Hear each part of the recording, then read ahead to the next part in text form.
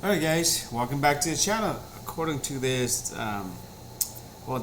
post by Drive-In EVs, Tesla, they're gonna reveal like the Robotaxi, right? As you can see right here in the pictures, it looks really compact, and it has I think this is just a concept vehicle.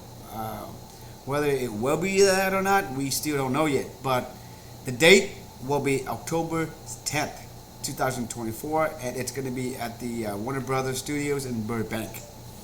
So supposedly there's going to be like a lot of technology putting into this vehicle. It's going to change everything, right? Because right now in San Francisco, Waymo, they already have like a Robotaxi driving around already. So Tesla is going to make it happen, and we're waiting for it to make it happen. So is this the $25,000 vehicle that we're expecting? Who knows? Maybe, right? So stay tuned and for the updates.